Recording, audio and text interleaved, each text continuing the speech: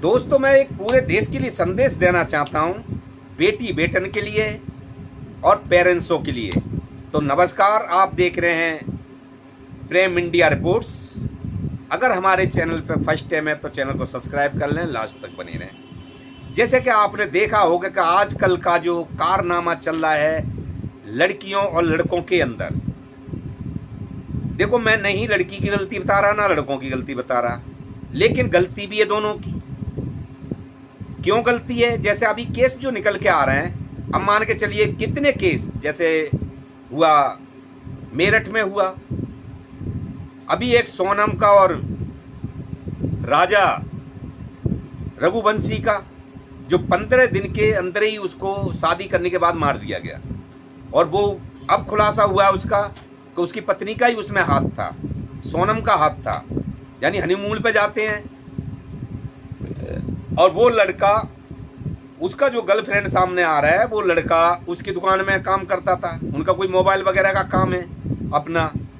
वहाँ उसका काफ़ी दिन से अफेयर चल रहा था सोनम का और उसका।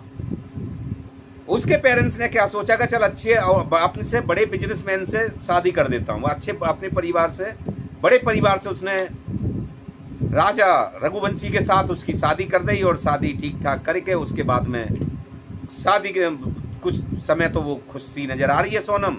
उसके बाद में वो हनीमून की अपनी प्लानिंग करते हैं और प्लानिंग करके वो हनीमून पे जाते हैं। और कहीं उसके साथ साथ में आगे पीछे करके उसने जो है मिली वही थी सोनम अपने बॉयफ्रेंडों से, उसके 3 बॉयफ्रेंड के और साथी के साथ में, और भी 2 साथी, 3 जने उसके साथ साथ और चलते हैं दाएं बाएं, और जाकर उसको मौत के घाट उतार दिया जाता है राजा रघुवंशी सोनम के पति को, जिसमें पूरी माजरा में सोनम इन्वॉल्व थी, पूरी भूमिका निभा रही थी और साथ दे रही थी अपने दोस्तों का। तो ये कैसी कहानी चल रही है जिसको कि शादी ब्याह आजकल क्या हो गए, और भी ऐसे बहुत से कारनामे हैं। लेकिन मेन मुद्दे पे मैं आता हूँ। मेन मुद्दा ये है कि मैं इन कपलों से ये कहना चाहता हूँ कि भाई तुम्हारे कोई बॉयफ्रेंड है शादी से पहले, मैं लड़की को भी कह रहा हूँ और लड़कों को भी कह रहा हूँ, अगर तुम्हारा कोई बॉयफ्रेंड या गर्लफ्रेंड है शादी से पहले तो आप शादी मत करिए। पेरेंट्स, ऐसा तो होता नहीं है कि जबरदस्ती बांध के उसको और उसकी शादी करा रहे हैं। हाँ, पेरेंट्स दबाव डालते हैं हल्का फुल्का, क्योंकि वो तुम्हारे लिए अच्छा और बुरा देखते हैं। ये गलती पेरेंट्स की होती है, बस उसमें तुम्हारी अच्छाई छुपी होती है, क्योंकि हर पेरेंट्स अपनी बेटा हो या बेटी हो उसका भला चाहते हैं। लेकिन वो आपकी नज़रों में गलत है, क्योंकि आपका किसी से अफेयर चल रहा है। तो आप डट के खड़े हो जाइए,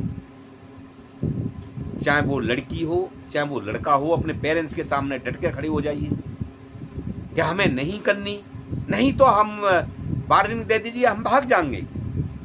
आप हमसे जबरदस्ती करोगे तो हम भाग जाएंगे, और भाग जाइए अगर नहीं मानते पेरेंट्स तो। इससे क्या होगा? इससे ये होगा कि कम से कम आप चाहे तो पति पत्नी को मारे, वैसे निकल के तो आजकल ये आ रहे हैं कि पत्नी ही ज़्यादातर पति को मार रही हैं। तो कम से कम दूसरे का घर तो नहीं उड़ेगा, कम से कम आप खुलासा होगा तो जेल तो नहीं जाओगे, सबके सामने मुंह दिखाने में मुंह तो नहीं ढकोगे, आपको जलीलता तो महसूस नहीं होगी, और फिर पूरी ज़िंदगी झंड तो नहीं होगी। खुलासा तो आज ना कल हो ही जाएगा, उसके बाद तुम्हारा प्रेमी भी जेल जाएगा या प्रेमिका भी जेल जाएगी, और उसके बाद में जेल की हवा खाओगे। उधर उसका घर नष्ट हो गया, उधर आपका भी मैका नष्ट हो गया, लड़के का भी घर नष्ट हो गया और लड़की का भी घर नष्ट हो गया, और दोनों को जलीलता देखनी पड़ी, और दोनों अब जेल काटेंगे, और उसके साथ में जो इन्वॉल्व हुए थे वो भी जेल काटेंगे।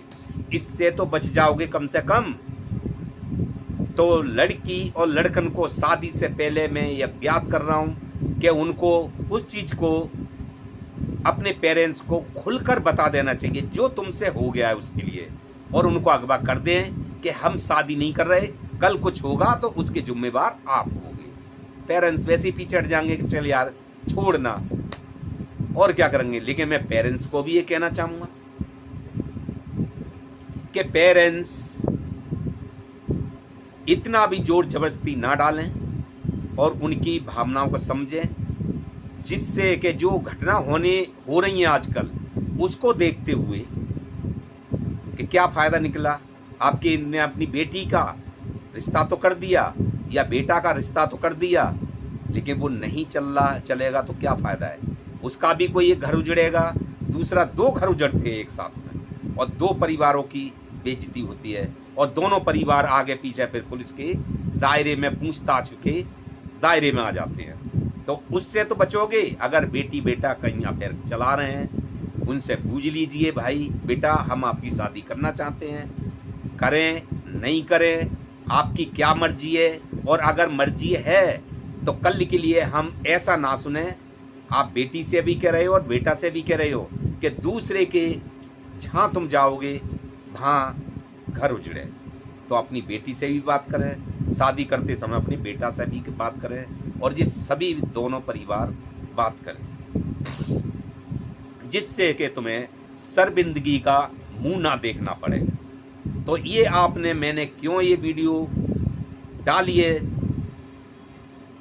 क्योंकि आप देख रहे हैं ना क्या हालत हो रही है।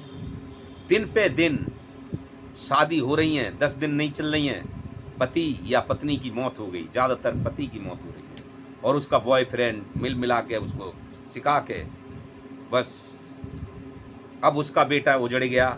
शादी भी गई, पैसा भी खर्च हुआ, रिश्तेदार सब कुछ हुआ, लेकिन बेटा पत्नी ने मरवा दिया, वो घर उजड़ गया उसका। अब उसका अकेला ही बेटा था। इधर या उसने पत्नी मार दी तो फिर उसकी देखो मैके में क्या बेइज्जती, और पुलिस के चक्कर अलग। तो दोस्तों, और फिर जेल का रोटी तोड़ो। तो इसलिए कोई भी ऐसा काम ना करें, लड़की हो या लड़का हो, और पेरेंट्स अपने बेटी बेटा की बात माने और सुने, और शादी से पहले उनसे पूछ लें कि बेटा हम तुम्हारी शादी कर रहे हैं, तुम्हारा कोई ऐसा कोई चक्कर तो नहीं चल रहा है, तुम्हारा कोई लवर और उसका कोई चक्कर तो नहीं है, तो फिर आप पूछ के जब शादी करें।